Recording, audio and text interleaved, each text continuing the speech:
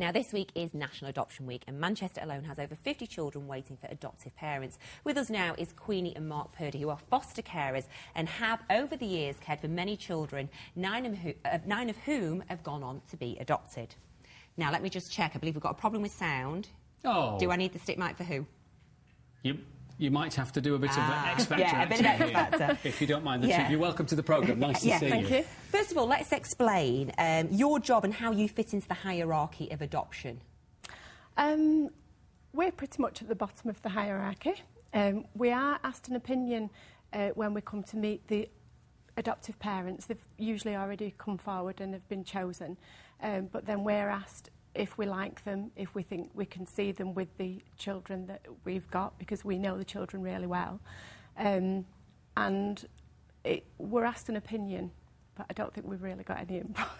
Well, you must have some input. You've spent time with the children in a close family environment, so you presumably know them pretty well. I mean, I would have thought your opinion would matter an awful lot. If I was looking to place a child, I would like to know what the child's like and how they react to certain, situations, and have that first-hand knowledge, don't you? They ask what sort of parents I'm going to pass that to you, Mark, because it's a you problem can hold that, Mark. You have to do some and then you have to acting. sing afterwards. They ask what sort of parents they think that we think the children need.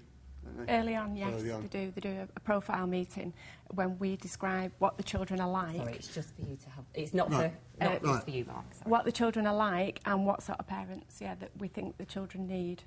So, what do you think makes a good foster carer or an adoptive parent in the long run?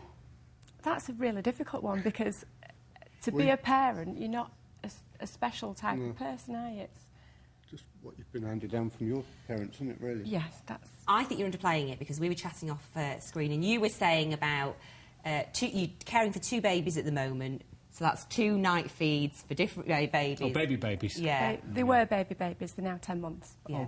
That's still pretty hard work, though, They're not, washing their own faces yet or anything like that at that point. No, so it's still hard work. But we have... so that's 2 kids, and any others at the moment? Because you've had a lot go through and out the other side, haven't you? We have just moved 2 to adoption, as it happens, so we did have 4 under 3s. I'm shuddering, but well done, you two. It's tough enough when they're your own, but when they're somebody else's, I mean, do you get fond of them? Oh, presumably you must get attached to them, and then you've got to sort of give them up again, haven't you, which must be tough.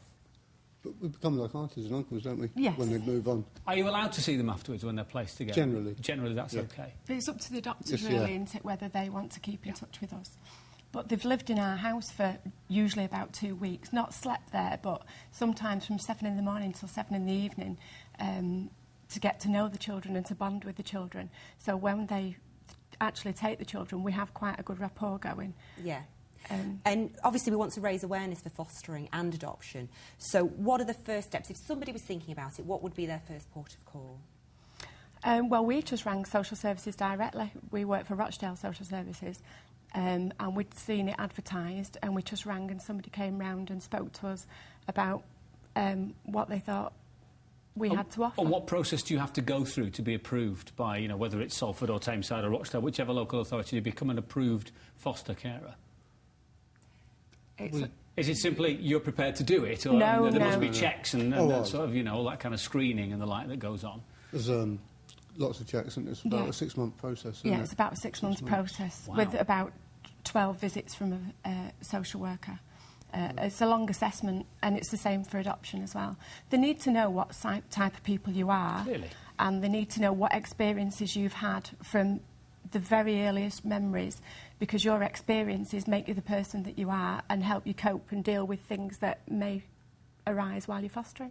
Perfect. And if you had to just sum up very quickly, why is it important that if people are thinking about it, they should do it?